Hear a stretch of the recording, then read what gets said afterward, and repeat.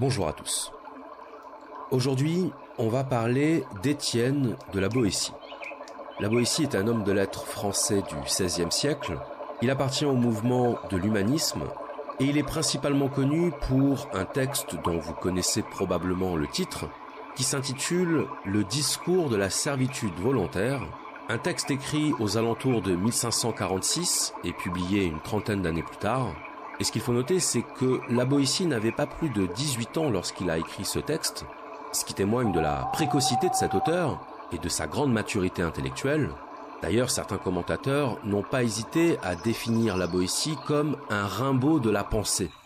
Vous savez que Rimbaud a écrit son œuvre poétique entre 16 et 18 ans, et qu'il est mort très jeune, à 37 ans. La Boétie, quant à lui, étant mort à 32 ans. Et il se trouve que c'est ce discours de la servitude volontaire qui a déclenché la célèbre amitié entre la Boétie et Montaigne, puisqu'après avoir lu ce texte, Montaigne voulut rencontrer son auteur, et il est vrai que Montaigne et la Boétie partageaient une clairvoyance, une subtilité et une finesse d'analyse qui ne pouvaient que les réunir. Et donc, le discours de la servitude volontaire fut la seule véritable œuvre écrite de la Boétie, et il s'agit d'un ouvrage qui a particulièrement marqué les esprits, un ouvrage extrêmement bref, qui se lit en à peine 1 heure, et qui constitue un réquisitoire contre le pouvoir absolu. C'est un texte d'une grande radicalité qui n'a rien à envier au texte anarchiste du XIXe siècle. Et même si au XVIe siècle, l'anarchisme à proprement parler n'existe pas, on peut voir dans le discours de la servitude volontaire une forme de proto-anarchisme dont les courants libertaires modernes se sont grandement inspirés. Seulement voilà, la grande différence entre la vision de la Boétie et la vision des anarchistes modernes, c'est que, selon la Boétie, si le peuple est dominé, c'est parce qu'il accepte d'être dominé. Pour la Boétie, la servitude des opprimés est une servitude consentie. En d'autres termes, les opprimés sont tout autant, voire davantage responsables de leur situation que les oppresseurs. Et donc, le grand contresens à ne surtout pas commettre à propos de ce texte, ce serait de croire qu'il pourrait se résumer à une dénonciation de la tyrannie. Mais en résumant le discours de la servitude volontaire à une dénonciation de la tyrannie, on passe à côté du message véritable de ce texte. On passe à côté de son sens profond.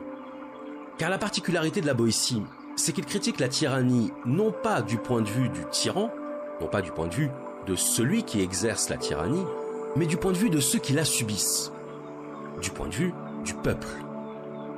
Et vous allez voir dans cet audio à quel point cet élément a son importance. Pour comprendre la particularité de la thèse de la Boétie, il est nécessaire de partir de la croyance collective qui circule, notamment dans les milieux dits contestataires, à propos de la domination politique. Cette idée consiste à dire que défendre la cause des opprimés impliquerait automatiquement de faire porter notre discours sur le pouvoir.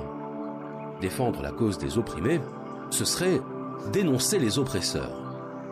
Et c'est ainsi que s'est constituée au fil du temps une véritable tradition de la critique. Une tradition de la critique guidée par une stratégie de dénonciation des puissants.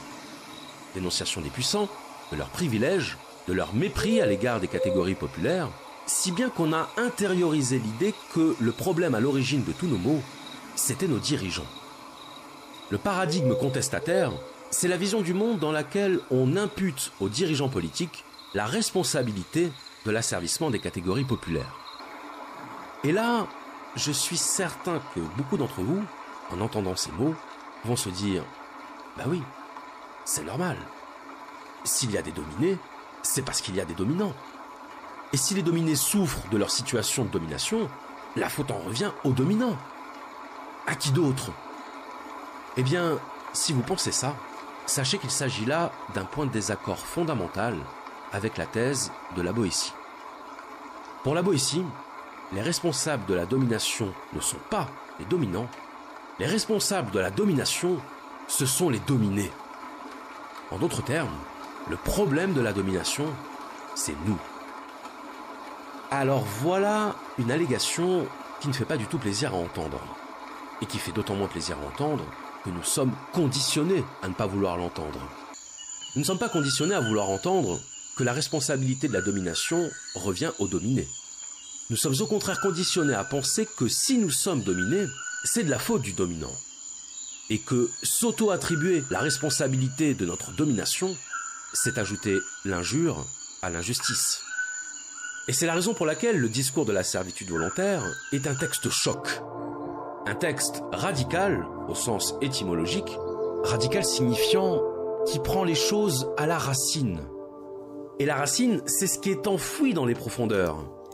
Or, il est enfoui dans les profondeurs de notre esprit une croyance indéracinable dans la responsabilité des dirigeants de la domination des opprimés. Ce qu'accomplit la Boétie dans son discours, ce n'est rien moins que le déracinement de cette croyance originelle. Et donc, si on veut comprendre la démarche de la Boétie, il faut comprendre que, contrairement à la plupart des porte-paroles des opprimés, la Boétie ne cherche pas un objet de complainte.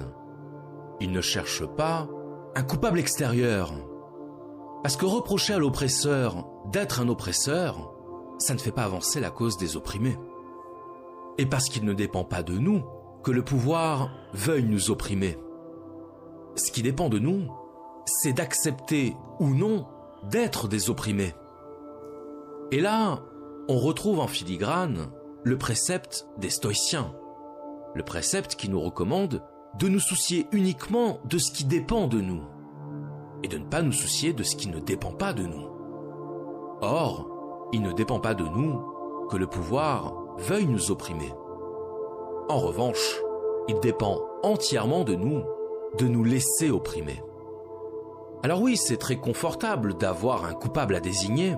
Ça permet de se décharger de la responsabilité de la situation qu'on subit. Mais la question est-ce que c'est rendre service au peuple que de lui faire croire qu'il n'a aucune influence dans la situation qu'il subit? Est-ce que c'est rendre service au peuple que de continuer à pointer un responsable du doigt, alors même que cette condamnation n'aura aucun effet sur la situation objective du peuple? Désigner le pouvoir comme coupable de la servitude du peuple, ce n'est ni rendre service au peuple, ni lui rendre hommage. Car alors, c'est nier aux individus leur pouvoir d'autodétermination. C'est considérer les individus comme des êtres sans puissance et sans volonté. Et c'est là que se trouve la véritable injure. L'injure de l'infantilisation. L'injure de la déresponsabilisation. De la déshumanisation. Il y a donc un point de rupture absolument fondamental entre le proto-anarchisme de la Boétie et le pseudo-anarchisme démagogue et victimaire. Celui qui ôte au sujet dominé toute capacité d'autodétermination et qui préfère dénoncer le bafouement des droits qu'inciter à la prise en charge de soi. Parce que la Boétie n'est pas là pour dire aux méchants qu'ils sont méchants. Il est là pour dire aux victimes des méchants qu'ils ne sont pas des victimes. Que s'ils sont des victimes, c'est parce qu'ils le veulent bien. Et qu'aussi longtemps qu'ils se poseront en victimes, ils resteront des victimes. Aussi longtemps qu'ils se poseront en victimes, ils repousseront le moment de s'affranchir de leur condition de dominés. Parce que dénoncer, c'est bien beau, mais qu'est-ce que ça apporte dans les faits? À part l'autosatisfaction de se dire qu'on fait partie des opprimés, à part le confort de la bonne conscience couchée en position fétale, quelle amélioration obtient-on dans la pratique? La réponse est simple, aucune. Et c'est là toute la quintessence du discours de la servitude volontaire, la responsabilisation. La responsabilisation des opprimés plutôt que la culpabilisation des oppresseurs. Parce qu'on aura beau retourner le problème dans tous les sens, aussi longtemps qu'on attendra des oppresseurs qu'ils cessent d'être des oppresseurs, on restera des opprimés. L'oppresseur n'est pas oppresseur par accident. Il n'est pas oppresseur involontairement. Il est oppresseur parce qu'il veut l'être. Et donc toutes les tentatives pour faire prendre conscience à l'oppresseur que ce qu'il fait est injuste n'auront aucune conséquence sinon de lui confirmer que les opprimés ne cherchent pas à se libérer. La seule conséquence de la dénonciation de l'oppresseur, c'est la confirmation du pouvoir de l'oppresseur. Et vouloir culpabiliser l'oppresseur d'être un oppresseur, c'est lui envoyer un message très clair. C'est lui dire qu'il a gagné. La réalité, selon la Boétie, c'est que si nous sommes dans un état de servitude, c'est parce que nous consentons à l'être. Si nous sommes esclaves, c'est parce que nous voulons être esclaves. Vouloir être esclave, ça ne veut pas forcément dire le vouloir consciemment. On peut vouloir quelque chose sans admettre qu'on le veut, sans l'assumer. Et de fait, vous trouverez assez peu de personnes pour vous dire qu'elles sont heureuses de vivre dans la servitude. L'expression de servitude volontaire sonne évidemment comme un oxymore. Et pour bien comprendre le propos de la Boétie, il est indispensable de préciser ce qu'est la servitude volontaire et ce qu'elle n'est pas. La notion de servitude volontaire ne renvoie pas à la psychologie du syndrome de Stockholm. Le syndrome de Stockholm correspondant à l'attachement de la victime à son oppresseur, plus précisément à la sympathie consciente de l'otage pour son geôlier. La servitude volontaire dont parle la Boétie, ce n'est pas le désir de servitude. Mais, à bien y songer, c'est peut-être quelque chose d'encore plus grave. La servitude volontaire, c'est l'abandon de sa liberté en échange d'un confort psychologique. La servitude volontaire, c'est trouver un intérêt à se soumettre. Et il y a plusieurs intérêts à se soumettre au pouvoir. Le premier intérêt, c'est ce qu'on pourrait appeler l'intérêt pratique, que la Boétie appelle l'habitude. Pour la Boétie, la première cause de la servitude, c'est l'habitude. C'est parce que nous sommes éduqués à l'obéissance que la servitude est devenue pour nous une sorte de seconde nature. Autrement dit, c'est la dimension culturelle de l'être humain qui lui a fait accepter la servitude comme une condition normale d'existence. L'acceptation de la servitude n'est pas liée à un tempérament naturel des hommes. La Boétie explique bien que le tempérament naturel des hommes les porte à la liberté, mais parce que nous sommes des êtres culturels, parce que nous sommes des êtres qui superposent à leur nature originelle une seconde nature, nous acceptons que notre liberté soit bridée dès lors que nous y sommes habitués depuis l'enfance. Et en expliquant la servitude par l'habitude, la Boétie va à l'encontre de l'hypothèse généralement avancée pour expliquer la soumission des hommes à l'autorité, à savoir la peur. Pour la Boétie, la peur n'est pas l'origine de la servitude. La peur serait un motif suffisant pour obéir si les dirigeants étaient nombreux et lourdement armés. Ce qui est d'ailleurs le cas dans les dictatures militaires, dans lesquelles l'obéissance est bel et bien obtenue par la peur. Mais quand le souverain est seul, tandis que le peuple est constitué de millions d'individus, l'explication par la peur ne suffit plus. Il faut qu'il y ait quelque chose d'autre. Il faut qu'il y ait un moteur interne de la servitude. Il faut que la servitude soit consentie. Et l'habitude a ce pouvoir de nous faire accepter ce que nous n'accepterions pas naturellement. L'habitude a le pouvoir, nous dit la Boétie, de nous apprendre à avaler le venin de la servitude sans le trouver amer. En d'autres termes, c'est la capacité d'adaptation de l'homme qui le rend enclin à accepter sa servitude. Mais il faut évidemment préciser que si l'habitude est la cause de la servitude, elle n'en devient en aucun cas une excuse. Comme il l'écrit, les années ne donnent jamais le droit de mal faire. Ce n'est pas parce que l'on a été habitué depuis l'enfance à obéir que l'obéissance devient une vertu. Ce n'est pas parce que l'on s'est habitué à ce que notre liberté soit bridée que l'on a raison de laisser notre liberté être bridée. Le deuxième intérêt à la soumission au pouvoir, c'est celui que j'évoquais précédemment, à savoir l'intérêt psychologique. Autrement dit, le confort intellectuel de pouvoir se positionner en victime de l'oppression, et ainsi d'avoir à sa disposition un coupable à désigner. Avoir un coupable à désigner, c'est ne plus porter le poids de la responsabilité de notre condition.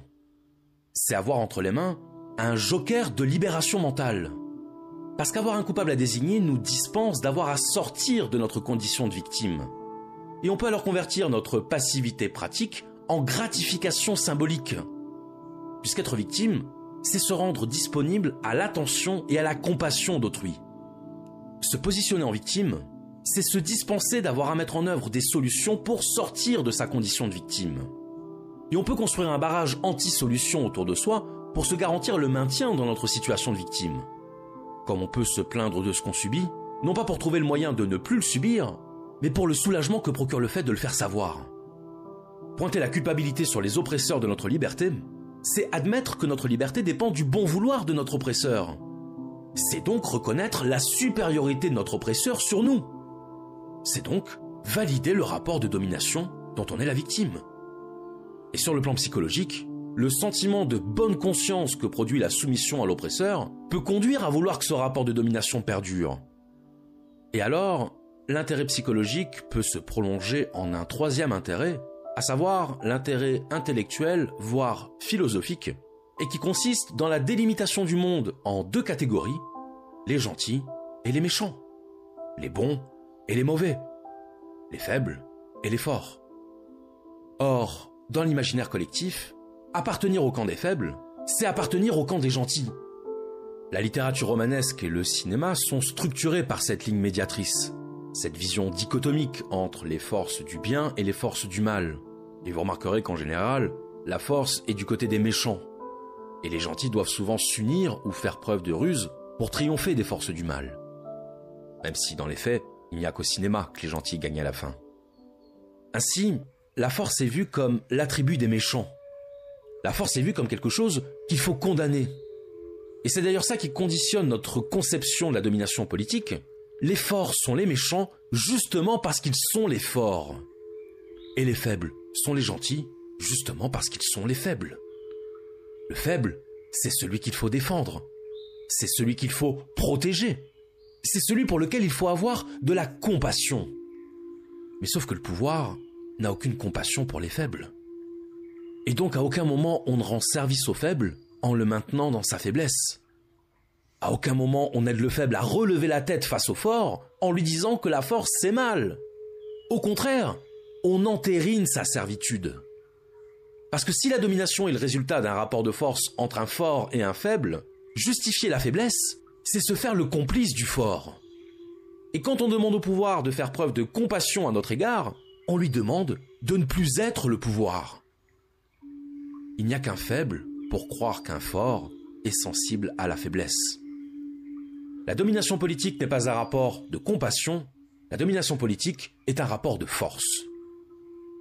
Alors là, certains d'entre vous diront peut-être « D'accord, mais à l'époque de la Boétie, on était en monarchie. Or, aujourd'hui, nous sommes en démocratie. Et en démocratie, nous sommes beaucoup plus libres qu'en monarchie. » Sauf que c'est mal connaître les principes de la domination, et notamment les modalités psychologiques du consentement au pouvoir. Les modalités psychologiques du consentement au pouvoir, ce sont l'ensemble des stratégies mises en œuvre par un État pour substituer à la liberté réelle ce qui n'est que le sentiment de la liberté. Or, la liberté n'est pas un sentiment. Si on donne à un esclave un psychotrope qui lui fait éprouver un sentiment de liberté, l'esclave n'en devient pas libre dans les faits. La liberté, ce n'est pas un sentiment subjectif, c'est une réalité objective. C'est d'ailleurs sur ce point que portait la critique virulente de Marx à l'égard des droits de l'homme, puisque Marx considérait que les droits de l'homme n'étaient que des droits formels, et non pas des droits réels. Vous pouvez avoir tous les droits du monde, si vous n'avez pas les moyens matériels de satisfaire vos droits n'ont aucune réalité. Vous pouvez avoir le droit d'être propriétaire de votre maison, mais si vous n'avez pas les moyens matériels d'acheter votre maison, ce droit n'est qu'une abstraction. De la même façon, la liberté n'est pas la capacité virtuelle à pouvoir faire ce que l'on veut.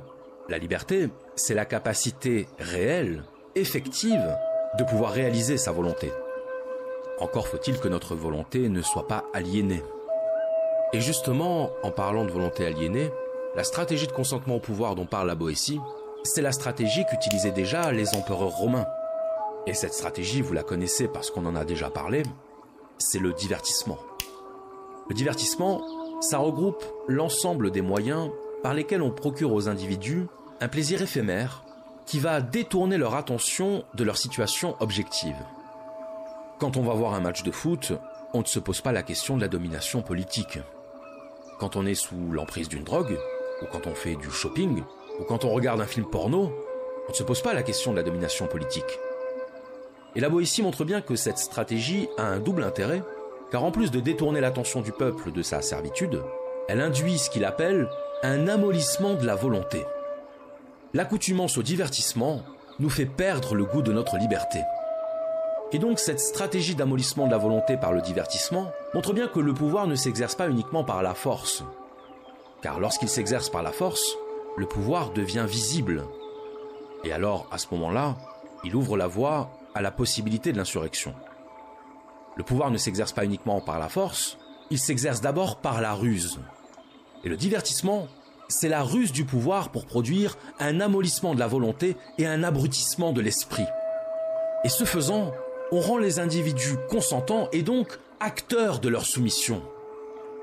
Un peuple diverti est un peuple consentant. Un peuple qui s'abandonne à ses plaisirs est un peuple qui ne demande qu'une seule chose: davantage de plaisir, davantage de soumission au divertissement. Ne croyez pas qu'il y ait nul oiseau qui se prenne mieux à la piper, ni aucun poisson qui, pour la friandise du ver, morde plutôt à l'hameçon que tous ces peuples qui se laissent promptement allécher à la servitude pour la moindre douceur qu'on leur fait goûter. Ces choses merveilleuses qu'ils se laissent aller si promptement, pour peu qu'on les chatouille. Les théâtres, les jeux, les farces, les spectacles, les gladiateurs, les bêtes curieuses, les médailles, les tableaux et autres drogues de cette espèce étaient pour les peuples anciens les appâts de la servitude, le prix de leur liberté ravie, les outils de la tyrannie. Ainsi les peuples abrutis, trouvant beaux tous ces passe-temps, amusés d'un vain plaisir qui les éblouissait, s'habituaient à servir aussi niaisement, mais plus mal, que les petits-enfants n'apprennent à lire avec des images brillantes. Alors, on pourrait décrire pendant des heures la manière dont fonctionne la mécanique du consentement au pouvoir. Mais ce n'est pas ce qu'on va faire parce qu'alors, on tomberait dans l'écueil que signale implicitement la Boétie dans son discours, à savoir l'écueil de la dénonciation. Pour la Boétie, il ne s'agit pas de condamner la servitude, il s'agit d'en sortir. Et pour lui, le seul moyen de sortir de la servitude, la seule et unique façon de devenir des êtres libres, c'est de cesser d'obéir. Alors vous allez me dire, la belle affaire, c'est un peu évident. Oui, pour être libre, il faut cesser d'obéir. Oui, mais sauf qu'il faut comprendre ce que ça veut dire. Être libre, c'est cesser d'obéir, mais est-ce que nous comprenons bien ce que ça veut dire, cesser d'obéir? Selon la Boétie, nous comprenons mal ce que signifie ne pas obéir. Parce que nous sommes tellement accoutumés à notre servitude que nous imaginons que pour être plus libres que nous ne le sommes, nous devrions nous battre. Nous imaginons que la liberté s'obtient par des actes. Or, cesser d'obéir, ce n'est pas agir, c'est au contraire cesser d'agir. Désobéir, ce n'est pas faire quelque chose, c'est cesser de faire quelque chose. Or, remarquez comme notre imaginaire est façonné par l'idée d'une liberté conquise par la lutte. Remarquez comme la liberté est associée dans notre esprit à des images de violence et à des scènes d'insurrection. Constatez à quel point les éléments de langage utilisés par les prétendus défenseurs de l'émancipation sont systématiquement reliés à une mythologie du combat. Lutter pour ses droits, combattre les injustices, résister à l'oppression. Et ce que dit la Boétie, c'est que la liberté, on ne l'obtient pas par des actes.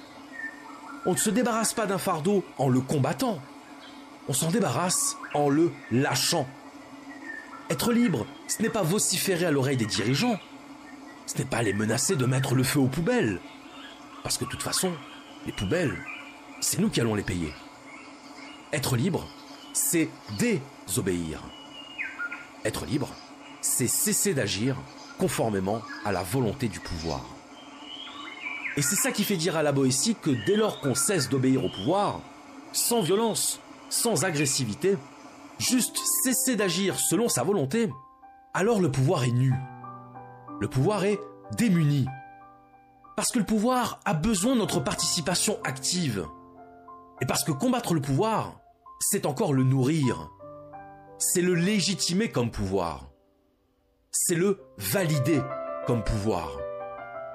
Combattre le pouvoir, c'est se placer dans la situation de l'opprimé qui réclame au pouvoir les miettes de sa liberté. Le pouvoir ne peut opprimer que des opprimés consentants. Le pouvoir ne peut avoir comme esclaves que des esclaves volontaires. Mais dès lors qu'il n'y a plus d'opprimés, il n'y a plus d'oppresseurs. Et ce n'est pas en faisant disparaître les oppresseurs qu'on cesse d'être opprimé. C'est en cessant de se conduire en opprimé qu'on fera disparaître les oppresseurs. Et c'est ce raisonnement qui conduit la Boétie à écrire cette célèbre phrase qui résume tout: « Soyez résolus à ne plus servir et vous voilà libre. » La théorie de l'émancipation de la Boétie tient en un raisonnement simple.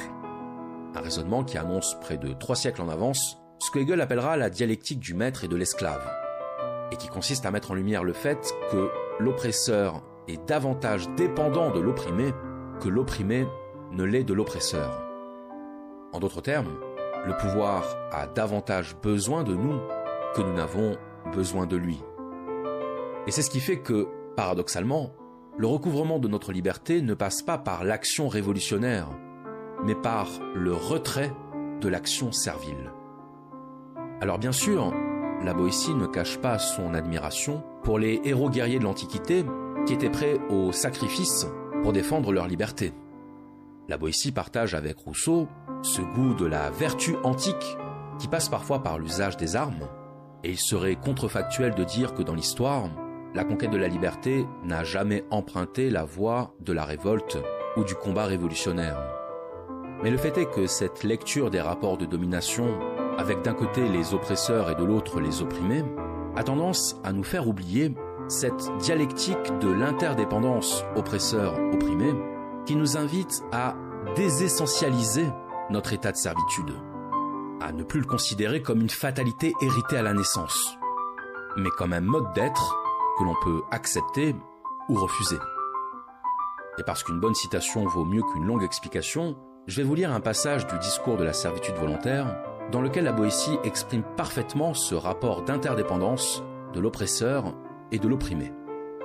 Je cite : « Or, ce tyran seul, il n'est pas besoin de le combattre, ni de l'abattre. Il est défait de lui-même, pourvu que le pays ne consente point à sa servitude.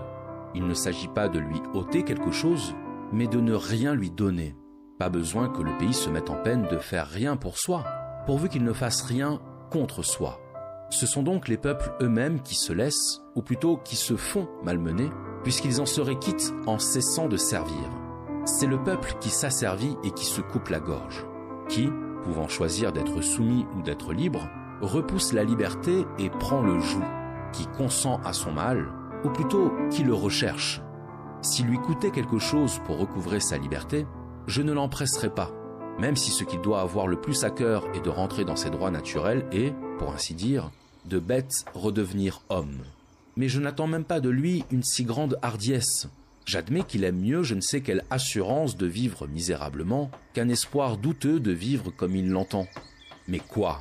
Si pour avoir la liberté il suffit de la désirer, s'il n'est besoin que d'un simple vouloir, se trouvera-t-il une nation au monde qui croit la payer trop cher en l'acquérant par un simple souhait et qui regretterait sa volonté de recouvrer un bien qu'on devrait racheter au prix du sang et dont la perte rend à tout homme d'honneur la vie amère et la mort bienfaisante.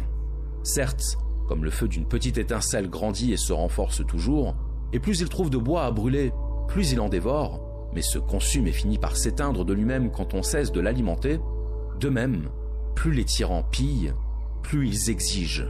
Plus ils ruinent et détruisent, plus on leur fournit, plus on les sert. Ils se fortifient d'autant, deviennent de plus en plus frais et dispos pour tout anéantir et tout détruire. Mais si on ne leur fournit rien, si on ne leur obéit pas, sans les combattre, sans les frapper, ils restent nus et défaits et ne sont plus rien. De même que la branche, n'ayant plus de suc ni d'aliment à sa racine, devient sèche et morte. Ce que prône la Boétie, c'est la réappropriation par le peuple de la force.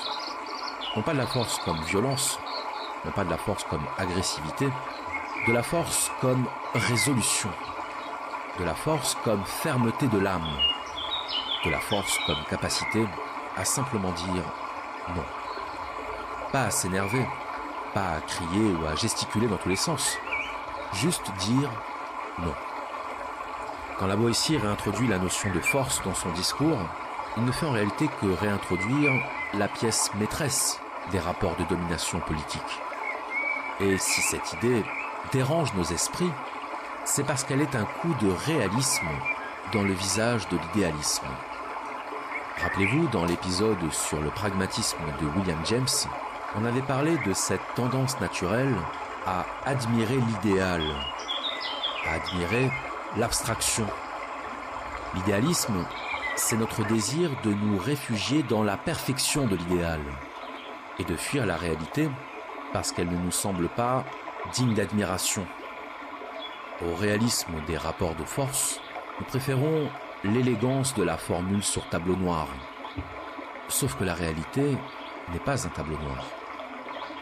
Le problème du peuple qui se plaint de sa servitude, c'est son absence de réalisme. C'est son absence de pragmatisme.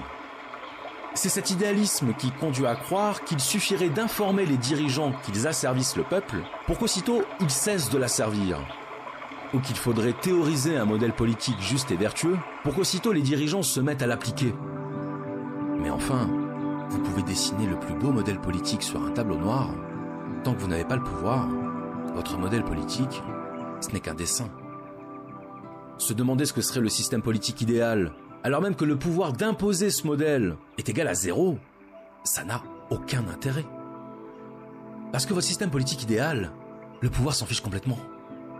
Et passer des heures à théoriser la société idéale, c'est comme passer des heures à réécrire le dernier Star Wars. Votre film sera peut-être le meilleur film qui ait jamais été écrit, mais il ne sera jamais rien d'autre qu'un fichier Word sur votre disque dur. Il ne sera jamais réalisé. La Boétie n'a que 16 ans lorsqu'il écrit son discours de la servitude volontaire, et pourtant, peut-être parce qu'il a lu les Anciens et Machiavel, il ne se fait aucune illusion sur la réalité du pouvoir politique. Car par définition, le but du pouvoir, c'est de soumettre. La soumission n'est pas un accident du pouvoir. La soumission n'est pas un effet malencontreux d'une dérive autoritaire. C'est l'essence même du pouvoir. Et croire que le pouvoir pourrait déroger à ce principe, croire que le pouvoir pourrait vouloir notre liberté et notre émancipation, relève du pur fantasme. La seule chose que peut éventuellement faire le pouvoir, c'est faire en sorte de diminuer la sensation de sa pression sur notre liberté. C'est mettre les formes. C'est enrober le réalisme de la servitude par le formalisme du sentiment de liberté. Et c'est amusant de voir comme nous nous montrons parfois très méfiants à l'égard des gens qui partagent notre condition, et en même temps très confiants à l'égard de ceux dont le métier est de nous asservir. Ceux, comme l'écrit la Boétie, qui, avant de commettre leurs crimes les plus graves, les font toujours précéder de quelques jolis discours sur le bien public et le soulagement des malheureux. Le tyran n'est pas quelqu'un qui ignore qu'il est un tyran. Le pouvoir n'ignore pas qu'il est le pouvoir. Il est conscient de lui-même. Et il n'attend pas qu'on lui signifie qu'il est le pouvoir pour renoncer à l'être. Le pouvoir, c'est une bataille de force, pas de concept. Et un concept n'a d'efficience que pour autant qu'il est soutenu par une puissance d'incarnation. De la même façon que la vérité existe indépendamment de nous, mais que, si nous voulons la voir triompher, si nous voulons qu'elle devienne une force d'influence matérielle, c'est à nous de l'incarner. C'est à nous de la faire advenir. Je terminerai cet audio en vous lisant un dernier extrait du discours de la servitude volontaire, un extrait qui, je pense, résume mieux que je n'aurais su le faire la vision de la Boétie. Je cite : « Pauvres gens misérables, peuples insensés, nation opiniâtre à votre mal et aveugle à votre bien. Vous vous laissez enlever sous vos yeux le plus beau et le plus clair de votre revenu. Vous laissez piller vos champs, voler et dépouiller vos maisons, des vieux meubles de vos ancêtres. Vous vivez de telle sorte que rien n'est plus à vous. Il semble que vous regarderiez désormais comme un grand bonheur qu'on vous laissa seulement la moitié de vos biens, de vos familles, de vos vies. Et tous ces dégâts, ces malheurs, cette ruine, ne vous viennent pas des ennemis, mais certes bien de l'ennemi, de celui-là même que vous avez fait ce qu'il est, de celui pour qui vous allez si courageusement à la guerre, et pour la grandeur duquel vous ne refusez pas de vous offrir vous-même à la mort. Ce maître n'a pourtant que 2 yeux, 2 mains, un corps, et rien de plus que n'a le dernier des habitants du nombre infini de vos villes. Ce qu'il a de plus, ce sont les moyens que vous lui fournissez pour vous détruire. D'où tire-t-il tous ces yeux qui vous épient, si ce n'est de vous? Comment a-t-il tant de mains pour vous frapper, s'il ne vous les emprunte? Les pieds dont il foule vos cités, ne sont-ils pas aussi les vôtres? A-t-il pouvoir sur vous qui ne soit de vous-même? Comment oserait-il vous assaillir s'il n'était d'intelligence avec vous? Quel mal pourrait-il vous faire? si vous n'étiez les receleurs du larron qui vous pille, les complices du meurtrier qui vous tue et les traîtres de vous-même. Vous semez vos champs pour qu'il les dévaste. Vous meublez et remplissez vos maisons pour fournir ses pilleries. Vous élevez vos filles afin qu'ils puissent assouvir sa luxure. Vous nourrissez vos enfants pour qu'ils en fassent des soldats dans le meilleur des cas, pour qu'ils les mènent à la guerre, à la boucherie, qu'ils les rendent ministres de ses convoitises et exécuteurs de ses vengeances.